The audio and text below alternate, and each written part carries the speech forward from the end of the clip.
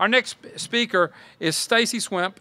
He is a dynamic, inspirational speaker. He's a spokesman for Project 21, National Speakers Bureau, and Contagious Transformation, a conservative radio talk show. We were listening over here to the side with the speech that Ben gave, and he says, I'm going to dovetail right into that. So I'm going to ask him to come on up and give you this last part. He's our last wrap-up. So come right up, give him a hand. Thank you, Stacy. Thank you, sir. Appreciate you being here. Good afternoon, fellow freedom fighters. Am I in the right place? They told me I was coming someplace where people love liberty. I want to take 1 second to do something that I do every place I go. I'm going to ask you to stand to your feet and make some noise in honor of the United States military, our veterans past and present. We want to thank them for keeping us safe, peace through strength. I believe in it. Let's give a hand for that gentleman that just left the stage, a former U.S. Navy SEAL. He put it on the line for us. I want you to make some noise and show him that you are thankful. We shouldn't be sitting down when we got soldiers on a stage right in front of us who sacrifice everything from us. I want to see you get out of your seats and show this man that you are thankful for his service. I know they didn't tell you that you had one of these old Southern Pentecostals on your hand, did they? You didn't know about that, did you? I want you to repeat after me. I can't stand still. I got a big mouth. I like to stand around, move around. I want you to repeat these words after me. Very simple. All right, we're going to try this. We're going to try this a couple of times because usually when I say this, people don't hear it clearly. I want you to say this one word first. I want you to say concede. Oh, see, I told you we were going to have to do it again, didn't I? Try this again. I want you to say it again. Concede. Nothing. All right, we're going to try this one more time. Concede. Nothing. How many of you know that if we're going to take this country back, if we're going to restore it, if we're going to rebuild America, we have to concede nothing to liberals. We have to go and fight in every house, in every community, on every corner. We will no longer concede any demographic. We will no longer concede any state. We don't care what the liberals say. We don't care what the media says. We will no longer concede anything. Are you with me today? For too long, we've been complacent. How many of you know that's how we got in this mess in the first place? You see, we want to talk about the president all day, but Barack Obama is a symptom of a greater disease because how in the world, black, white, I don't care what you are, how do you get to be president of the United States of America after serving only 2 years in the Senate and nobody knew anything about you? How did that happen? It happened because we were not on our job. It happened because we became constitutionally illiterate. We got complacent and we took for granted the sacrifices of those who came before us. And we went about our lives. We were doing what we wanted to do. And so we are responsible. We are culpable for everything that's happening. So let us take responsibility and just say it going forward. I want to say it again. We will never again let this happen. We will concede nothing.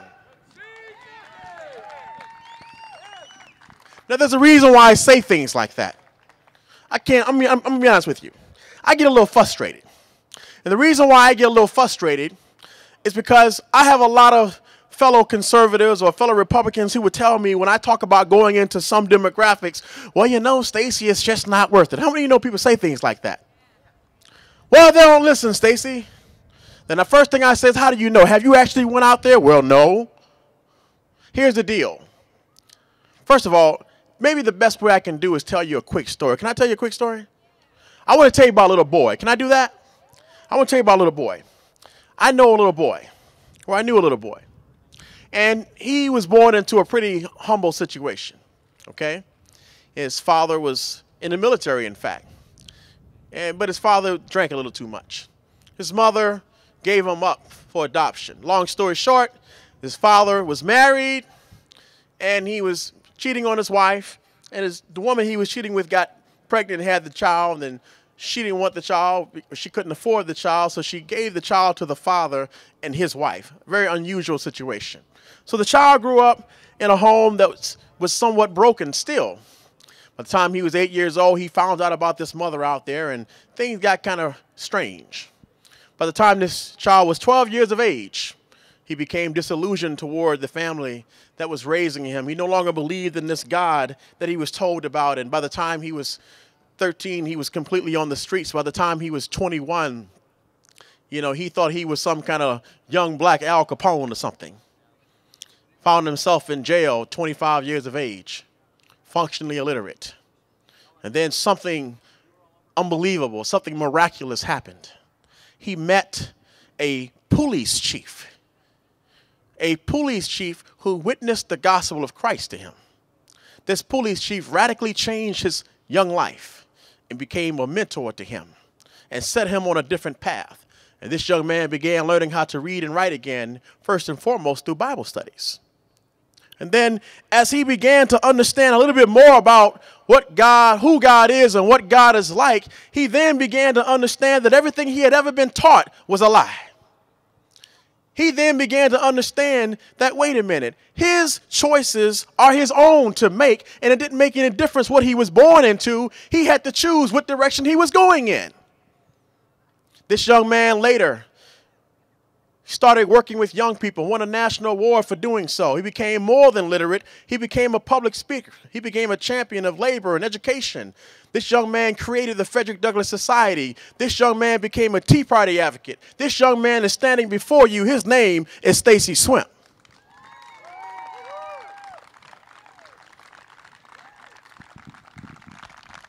And so you see, I'm a living witness that it doesn't take color to reach color. That is a liberal lie, my friends. And the one thing that I learned through faith is that I am and I must and I will always be an unhyphenated American.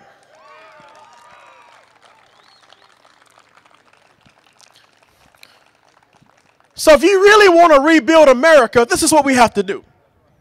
We have to leave here today, and we have to make a determination that we're going to go into every community, be it predominantly black, be it predominantly Hispanic. It makes no difference, because our message is very simple.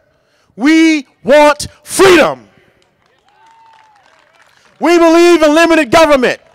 We believe in individual responsibility. We believe in strong defense. Now, all those things are good to say, but we have to break them down sometimes. Do you understand that?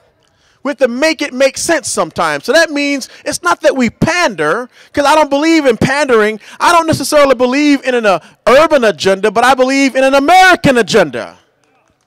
But we have to go into the urban communities. We have to go into the demographics that liberals have had these communities to themselves for probably 50, 60, 70 years or more. Do you know that? We let that happen. Now think about this for a minute. Jesus told the disciples to go into every corner of the earth. Did he not? He didn't say, well, I'll tell you what, I want you to go down to Spain and witness to them, but if you don't have any Spaniards to go with you, you don't have to go there. That's not what he said, is it? He said, go ye into every corner of the earth. To whom much is given, much is required. Everybody out here, all of you are blessed to possess the truth. But God didn't free you up and build you up just so you can preach to the choir. Are you hearing me today? Are you hearing me today? You must stop preaching to the choir. You have a responsibility, and I do too. Don't worry about what somebody looks like. Just worry about telling them the truth. The truth is, if we have another 4 years of President Barack Obama, America as we know it will cease to exist. But more than that, if we don't do something, can I have some water, somebody? I'm struggling with a cold, so excuse me. But cold or not, we must speak. If we don't do something about putting conservatives in Congress, we're still in trouble, and it doesn't matter who wins the election. How many of you know, as many people have said on the stage today, that we have people, both Republican and Democrats, that have no idea what the United States Constitution has to say.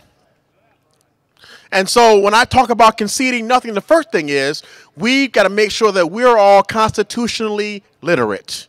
If there's a copy of the United States Constitution and you don't have it, make sure you carry it, get one and carry it with you everywhere you go. And then go into these communities and begin to talk to them about how it applies where they are. Help them to understand how to vote constitutional principles in local school board elections, how to vote constitutional principles in local city council and county commissioner elections. We have to really, if we say we're grassroots, then let's be that. Let's actually do that. Can we do that? Now I'm gonna tell you something. I'm gonna speak on something just quick. I'm gonna get off track just a little bit, but I'm gonna tell you what I am. I'm a real advocate of expanding educational choices. I want you to know something. I believe every parent in the United States of America ought to have a choice as to where his or her child goes to school, and I don't think that choice ought to be determined by the federal government. Now, you have a situation here in Georgia, the Midland. I'm just going to tell you something. You see that man? I got to give him his props. You see that man with that pink shirt over there, Rich Thompson? Rich Thompson here in Atlanta is a true freedom fighter. I want you to know that about this man. And why do I say that? Because he's doing what Frederick Douglass did. You see, you have a lot of people just like you and just like Rich who may not be on television all the time, but you are the real heroes. You are. Rich, these people are fighting for school choice, to expand it. Not necessarily to give more power to authority, but in fact to give more power to the parents. So I support this amendment because I think it's going to do exactly that. It's actually going to create more competition, more fiscal responsibility. Isn't that what we need? Back in Michigan, that's what I do. I'm involved with school choice. I'm involved with independent charter schools. That's not the all, be all, do all. I didn't say that. But the more competition you create, the more opportunity you have for quality. How many of you know that? And if they don't compete, then let them shut down. Okay? But what they're trying to do, Rich and some of these people here in Georgia, is they're trying to give parents more choices. They're trying to create longer school days, longer school years, should I say, a longer school year. How many of you know we can't compete in a global society when we're going to school 8 months, 7 months, 9 months out of the school year, and in China and other places, they're going to school year-round. Do you know that we can't compete with that? That's the reality of it. So we're either going to whine about it, we're either going to fight each other, or we're going to understand we've got to do some things differently. Are you with me today?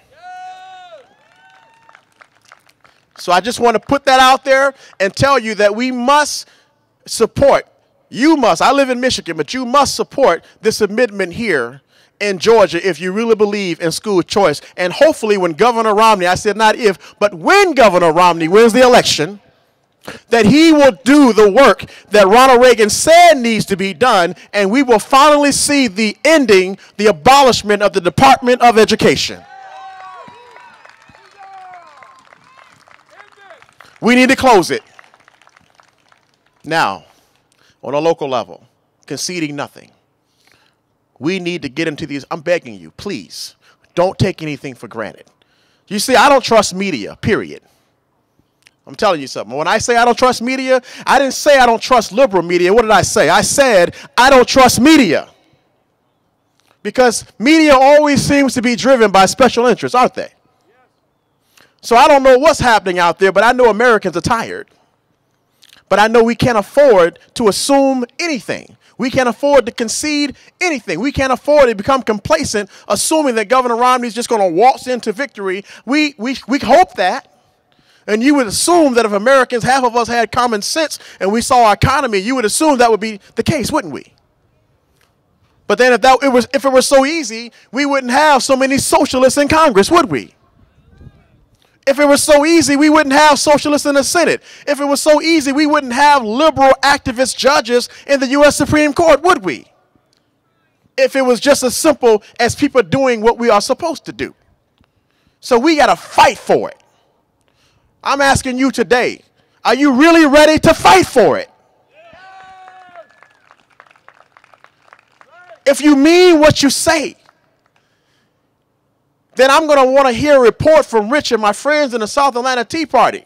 And first of all, let me ask you to please give a standing ovation to the South Atlanta Tea Party for putting this thing together and for the work that they are doing here in this great state of Georgia.